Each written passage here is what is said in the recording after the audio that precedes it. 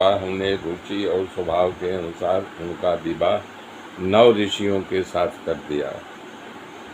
सभी दामादों का मान सम्मान सत्कार किया और कर्दम जी निश्चिंत हुए, परंतु फिर भी वैराग्य जगा।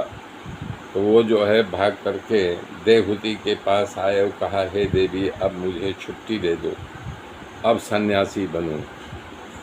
तो कर्दम ऋषि अपने पत्नी से आज्ञा लेने के लिए गए। उन्होंने कहा ठीक है। तब वो अपने पुत्र के पास, कपिल भगवान के पास आए और एक पिता एक पुत्र को प्रणाम कर रहा है कि बोले, पिताजी आपको दंडवत प्रणाम। पुत्र आपको दंडवत प्रणाम कर रहा। हे भगवान, आप पर ब्रह्म हो, संसार की समस्त शक्ति आपके अधीन है। प्रकृति, पुरुष, महतत्व, काल, 3 प्रकार का अहंकार और समस्त लोक तथा लोकपालों आपके ही स्वरूप हैं। आपके स्वरूप आप ही प्रकट हुए हैं। आप ही परमात्मा, सर्वज्ञ, सर्वसमर्थ प्रभु हो, सबसे परे हो, फिर भी आप ही ऐसे। आप कपिल भगवान, मैं आपको बार बार प्रणाम कर रहा हूँ। हे नाथ, आपकी कृपा से मैंने तीनों ऋण से मुक्त हो गया हूँ। इस प्रकार से 3 ऋण होता, पितृ ऋण, देव ऋण और ऋषि ऋण। अब कोई कामना मेरी नहीं है। अब आपके पास आज्ञा लेने के लिए आया हूँ कि मुझे आज्ञा कीजिए, मैं संन्यास धारण करूँ। पिताजी कर्दम जी के वचन को सुन करके भगवान कपिल कहने लगे कि हे महामुने, आपको वचन दिया था कि मैं आपके यहाँ अवतार लूँगा, सो अवतार ले लिया हूँ। मुनियों के आर्थ दर्शन के लिए उपयोगी तत्व दर्शन अथवा तत्व ज्ञान का उपदेश करने के लिए मैं पृथ्वी पर आया हूँ, जो समय के फेर से लुप्त हो गया था।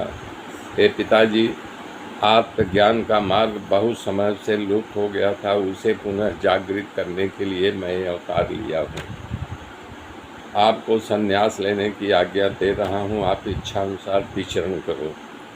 संपूर्ण कर्म मुझे अर्पण करके दुर्जय मृत को भी जीत करके निर्भय मोक्ष का प्रदान करने वाला मेरे भजन का आश्रय लो।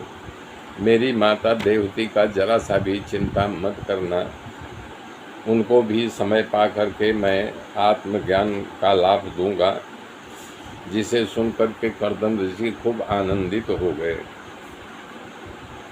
यहाँ पर प्रश्न उठता है, कर्दम जी सन्यासी बने तो एक बात खुलासा करता हूँ, अपने यहाँ 4 आश्रम होता है, गृहस्थ, ब्रह्मचर्य, वानप्रस्थ और सन्यास। चारों प्रकार के आश्रम का लक्ष्य परमात्मा की प्राप्ति का ही है, भगवान की प्राप्ति का परिणाम ही है। नदी का वेग चाहे जितना हो, वो समंदर में जाकर के समाहित हो जाती है, उसके आगे उसका वेग नहीं जाता, वहीं समा जाती है।